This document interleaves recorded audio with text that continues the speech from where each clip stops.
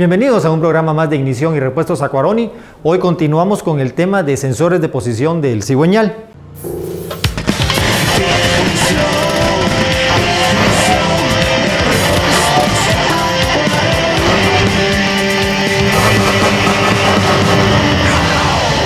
En el programa anterior habíamos hablado de los distintos tipos de sensores.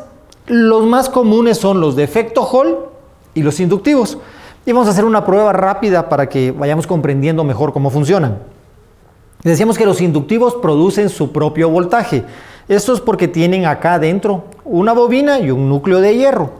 Entonces con estos podemos venir y verificar de dos formas. Por supuesto, esto no quiere decir que el sensor esté bien, pero si nos da alguna pauta.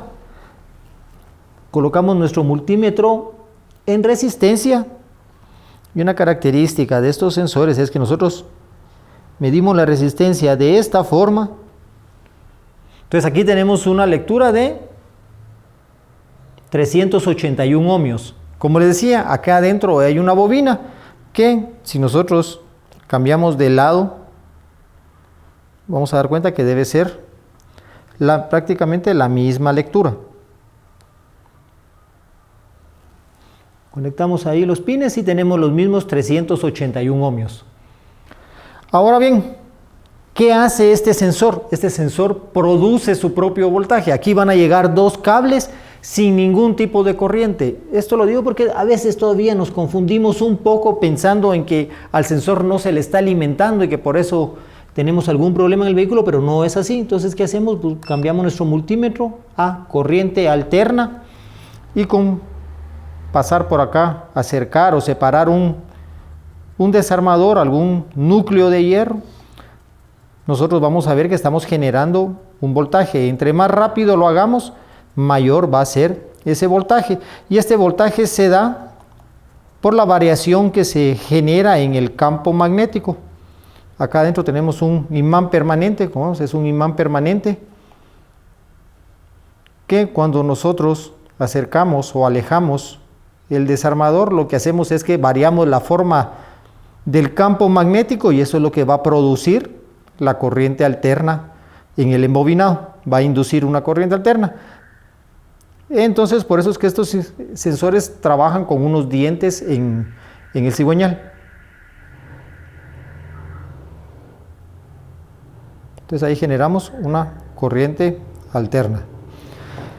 Caso contrario, estos sensores de efecto Hall, estos siempre van a tener una variación, no les podemos medir resistencia porque siempre va a haber, no nos va a dar lo mismo.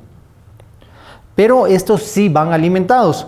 Como decíamos, lo más común es que tengan 5 voltios de voltaje de referencia, conexión a masa y la señal que va de retorno. Generalmente nosotros venimos, ponemos switch y medimos en los 5 voltios de referencia, vamos a medir la masa y la señal de retorno. Entre los 5 voltios de referencia vamos a encontrar aquí 5 voltios y muy probablemente en la señal que va de retorno también vamos a encontrar un voltaje. Vamos a encontrar un voltaje más o menos de 4.9 voltios, 4.8, en ocasiones es igual 5. Pero lo que sucede es que esta señal se va a aterrizar, o sea, se va a ir a 0 voltios, se va a ir a masa cuando el reductor pase por acá en medio. Tenemos esto y aquí va a estar pasando un reductor que va, cuando exista la ventana, hay un paso, entonces hay señal. Cuando se queda en medio, interrumpe ese paso del magnetismo, entonces acá esta señal se aterriza y se va a 0 voltios. Este sensor nos va a dar una señal digital. O sea, hay voltaje, no hay voltaje, hay voltaje, no hay voltaje, una onda cuadrada. En cambio, este sensor nos va a dar una onda senoidal o analógica, que eso ya más adelante lo veremos en el vehículo. Gracias por acompañarnos en un programa más y de parte de todo el equipo de Ignición y Repuestos Acquaroni queremos desearles una feliz Navidad y un próspero año nuevo. Que el nacimiento del niño Jesús traiga a todos sus hogares muchas bendiciones. Esto fue Ignición.